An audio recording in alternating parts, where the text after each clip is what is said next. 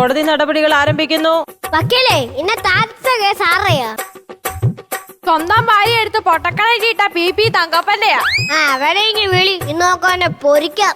അല്ല, സാറെന്തോ ഇട്ടേക്കുന്നേ? ഷോ കോട്ടിന് വരെ പെണ്ണുപിള്ള ടോപ്പാണല്ലോ ഇട്ടോണ്ട് വന്നേ. അപ്പോൾ കോട്ടിട്ടാണ് നണ്ടാപ്പിസി പോയേക്കുന്നത്. സ്വന്തം ഭാര്യയെ പൊട്ടക്കണറ്റിലെടുത്തിട്ട പി തങ്കപ്പൻ ഹാജരുണ്ടോ? ഹാജരുണ്ട്. ഈ കോടതി വൃത്തിയായിട്ട് അടിവസ്ത്രം കാണിച്ചാലേ നിന്നെ പിടിച്ചാൽ അകത്തിടും. ഒന്നേ ഉള്ളേരും തങ്കപ്പൻ ഇത് എന്നും കഴിയും. അല്ല, നിങ്ങളുടെ കൂട്ട് സ്പ്രേയുടെ പരിപാടി തങ്കപ്പനില്ല. ഹാപ്പി തങ്കപ്പൻ? ആ, ഒന്നേ ഉള്ളേരും തങ്കപ്പൻ ഹാപ്പിയാ. അല്ല, പി തങ്കപ്പൻ. ആ, തങ്കപ്പൻ ഇതിനു മുമ്പ് ഇവിടെ വന്നിട്ടുണ്ടോ? ആ, വന്നിട്ടുണ്ട്. പൊതുസ്ഥലത്ത് വായുമലിനീകരണം നടത്തിയതിന് പെറ്റി അടയ്ക്കാൻ വന്നിട്ടുണ്ട്. ഓ, ശ്രീഹള്ളി. പോള പോള വിളി. അല്ല, വാദിയെ വിളിക്കാൻ.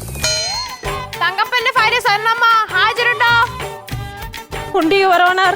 Order order. ടും ടും ടും ടും. എന്റെ സാറേ, എല്ലാരും സൈലന്റ് ആയില്ലോ? പിന്നെ എന്താ കൊട്ടോടിയിട്ട് അടിക്കുന്നേ? റാണി പൊങ്ങി നല്ലടിച്ചു രാത്തെ. കോടതിയിൽ സത്യം മാത്രമേ ബോധിപ്പിക്കത്തുള്ളൂ. അപ്പൊ ഇന്നലെ പഠിപ്പിച്ച കള്ളം ഒന്നും പറയണ്ടായോ? പോ അങ്ങോട്ട്. തങ്കപ്പ, എന്തോ? കോടതി സത്യം മാത്രമേ ബോധിപ്പിക്കത്തുള്ളൂ. എന്റെ അച്ഛനെ തൊട്ട് സത്യം ചെയ്താൽ വാക്ക് മാറ്റും. പിന്നെ ഈ എഞ്ചി പിടിക്കാത്തോട്ട് സത്യം ചെയ്താ. അയ്യോ, പുസ്തകം മാറിപ്പോയി. കള്ളം പറഞ്ഞല്ലോ, കൊട്ടോടി എടുത്താന്ന് അറിയും. പണ്ട എന്റെ അമ്മ അവനെ നിങ്ങൾ കൊട്ടുകൂടി എടുത്ത് കണ്ണു പൊട്ടിച്ചതാ. എന്നിട്ടെന്തോ ആശുപത്രി ചെന്നപ്പോഴത്തേക്ക് കൊപ്രാച്ചാക്ക് തുന്നിക്കെട്ടുന്നോട്ട് കണ്ണിങ്ങനെ തുന്നിക്കെട്ടിഞ്ഞ് വിട്ട്. കെട്ടിന്റെ അന്ന് കെട്ടഴിച്ചപ്പം പുരുകൻ താഴെ കണ്ണു മേളിലും. അതൊക്കെ പോട്ടെ, തങ്കപ്പന് വക്കീലുണ്ടോ? സ്വന്തമായിട്ട് കോടതിയില്ലാതെ എനിക്ക് എന്തോ വക്കീല്. എന്നാ സ്വർണ്ണമ്മ പറയൂ. എന്റെ അച്ഛൻ ചത്തുപോയി സാറേ.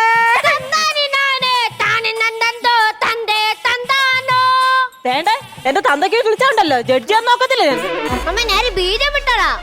സ്വർണ്ണമ്മയുടെ അച്ഛൻ എങ്ങനെയാ മരിച്ചത്?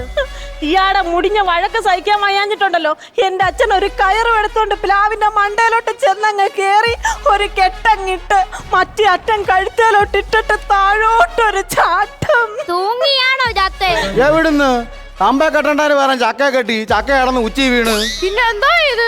ചക്കയുടെ പകുതി എടുത്ത് ഞങ്ങൾ വേവിച്ച് ബാക്കി പിന്നെ പഴിപ്പിച്ചും തിന്നു. അച്ഛന്റെ കാര്യം എന്തുവായെന്ന്. ഇവിടെ അമ്മ പ്ലാവിന്റെ ചോട്ടി നിന്ന് കരിയിലേക്ക് തീയിട്ടുകൊണ്ടിരിക്കുവായിരുന്നു. നേരെ വന്ന് അതിനകത്തോട്ടാ വീണേ. ഞാൻ ചെന്ന് പിന്നെ ഇച്ചിരി മണ്ണെണ്ണ തെളിച്ച് ഒരു കമത്തോട് കൊടുത്താൻ കമത്തി. Objection your honour. എന്റെ കക്ഷി സ്വർണ്ണമേ, ഇയാൾക്ക് ഭയങ്കര സംശയമാണ്. തെളിവുണ്ടോ? ആ, ഇന്നലെ തോട്ടി തുണി കഴിയിട്ട് വന്ന എന്റെ നൈറ്റിയിൽ ഒരു ഞണ്ടിരുന്നപ്പം ഇയാള് പറയുവാ അവക്ക് നേരെ നടക്കുന്ന എന്നെ വേണ്ട, സൈഡ് ചരിഞ്ഞ് നടക്കുന്ന ഞണ്ടിനെ മതിയെന്ന്. എന്റെ ബജ്ജിയല്ലേ ജഡ്ജി? സംശയരോഗം അവക്കാ. ആഹാ, പാതിരാത്രി 12 മണി വരെ പെണ്ണുങ്ങളുമായിട്ടിരുന്ന് ചാറ്റ് ചെയ്യുന്നത് എന്റെ സംശയരോഗമാണോ അതോ നിങ്ങളുടെ ഞരമ്പ് രോഗമാണോ? ഇവന്റെ ഞരമ്പ് രോഗം തന്നെ. അത് നിനക്ക് തെളിയിക്കാമെങ്കിൽ ഈ തങ്കപ്പൻ മുടിയൊന്ന് നീട്ടി വളർത്തും നിനക്ക് ചരക്കാൻ. എന്തോ?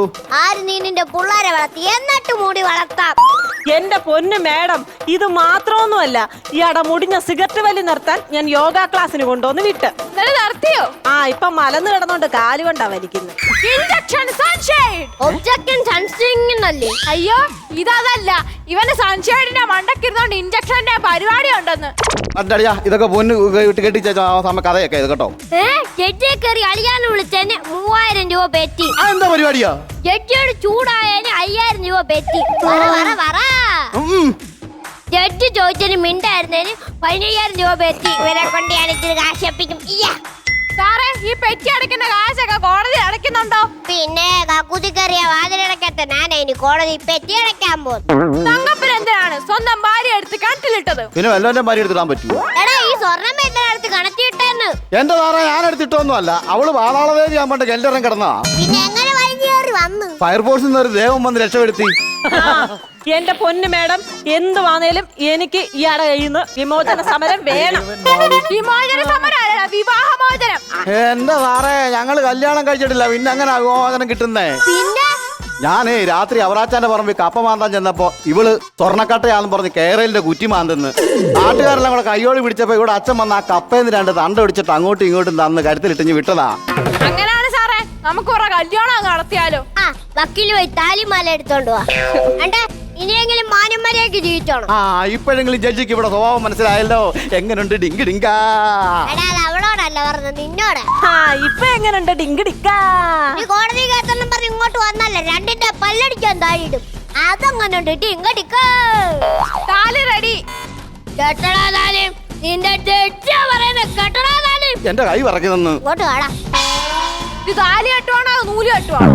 എടാ ബനാന മുഴിഞ്ഞാലേ പോയി കസാര എടുത്തോണ്ട് വേടാ. വക്കീലേ താലി കെട്ടുമ്പോ ചെലവ എടുക്കണേ. അല്ല കൊരവ ഇന്നെ ഇത് പൊക്കി കയറ്റിക്കേ.